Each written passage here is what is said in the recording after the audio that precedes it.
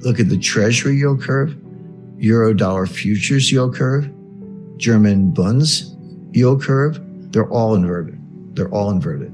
Now, inversions happen, just meaning the longer term rate is lower than the short term rate. We're seeing something globally we've never seen before. And it is the best single indicator of a recession.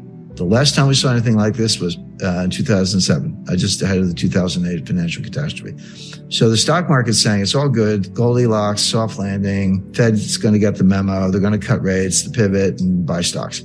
The bond market is saying, no, this is bad and it's going to get worse, and it's actually too late for the Fed to do anything about it. See, when these inversions start, sometimes they're a year forward, like, hey, look at the Eurodollar futures yield curve a year from now. Man, that thing is inverted.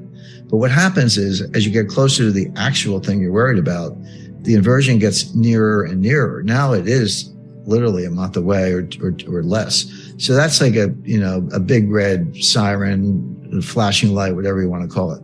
Okay. Whatever your baseline is, probably treasuries, 2-year notes or 5-year notes or whatever, they will come down a lot. Not right away. We may still be a month or two away on this, but they'll come down a lot. And then corporate yields will go up a lot because of the recession, because of deterioration, increased bankruptcies, reduced revenues, et cetera. So those spreads will blow out. And it's important to remember, interest rates are a lagging indicator. Everyone's like, well, how could interest rates be going up if we're in a recession? The answer is, as you get close to recession, who figures it out first? Well, the Fed figures it out last. They're usually the last to know.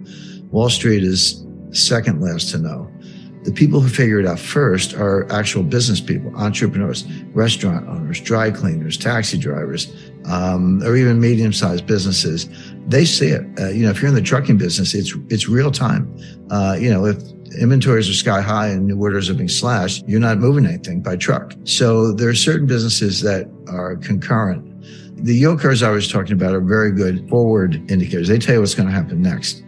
A lot of business people are living in the real world in real time. They know what's happening now, and the stock market tends to figure it out later. But as far as banking and credit is concerned, what happens is, if you're a business person and you see business heading down, fewer customers, whatever, you go out and borrow all you can. You're like, hey, there's a really bad recession coming. If I got lines of credit, I'm going to use them up now. I don't want my bank changing the terms. Instead, I'm going to borrow everything I can.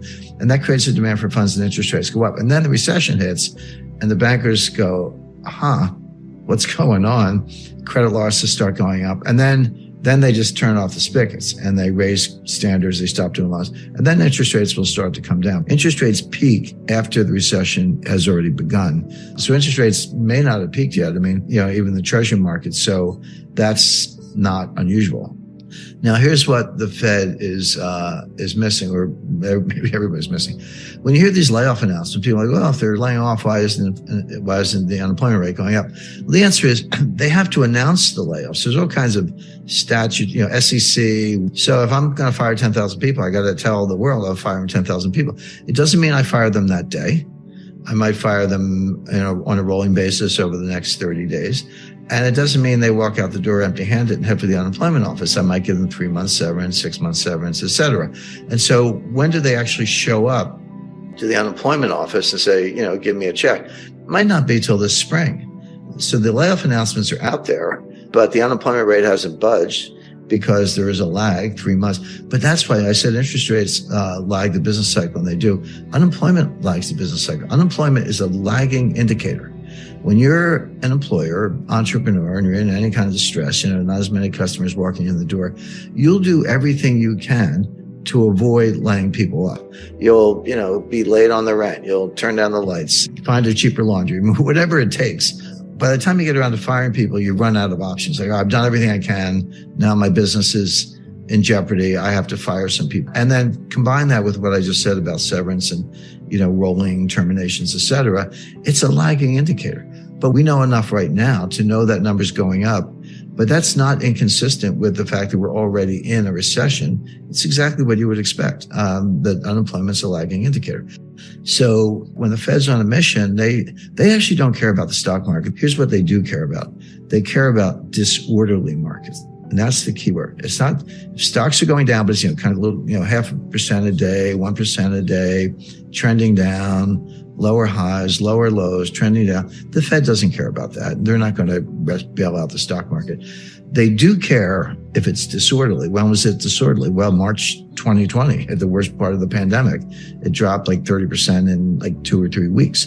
The fall of 2008, it was like somebody opened a trap door.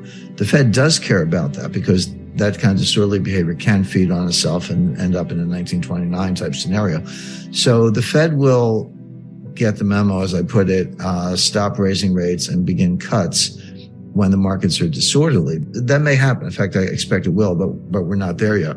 So there may be a pivot, but not because of Goldilocks, but because it's not a soft landing, it's a crash landing. So the global economy is in bad shape. It's going into a recession. Now, a lot of people have said that, we're going to have a recession as if it's no big deal, but they're expecting a mild recession. I see a much more severe recession. Now, the other half, what does this mean for financial markets? And there, the best way I've been able to explain it, imagine you're in an Irish pub and you got 3 Irish storytellers. And I'm part Irish, so I can talk about the Irish show. But they're telling 3 different stories, and you got to listen to each one. So there's the Fed story, the market story, and then there's something called reality, what's actually happening. So stock market's telling us Goldilocks, bond market's telling us, here comes, Hurricane Mitch or whatever. And then there's what I call the reality. And I guess I'm the storyteller here, but what I see is a kind of a hybrid. The Fed's doing what they're doing, right or wrong. Okay, they're doing what they're doing. The market has their own interpretation. I agree with the market, certainly the bond market, that the Fed has probably over-tightened, and they may pivot to say that there could be a rate cut. Maybe, I wouldn't rule that out, but for a really bad reason. In other words, if the Fed cuts rates, which they may, the pivot may be real. It's not because they engineered a soft landing and Goldilocks and everything. Oh, that's just right. It's because they screwed up as usual, as they've been doing since 1913. They over tightened and they found out too late. And then they have to slam on the brakes or take the foot off the brake, if you will, in terms of rate hikes, and then pivot. And we've seen this movie before. This is exactly what happened in 2018. The stock market dropped 20%.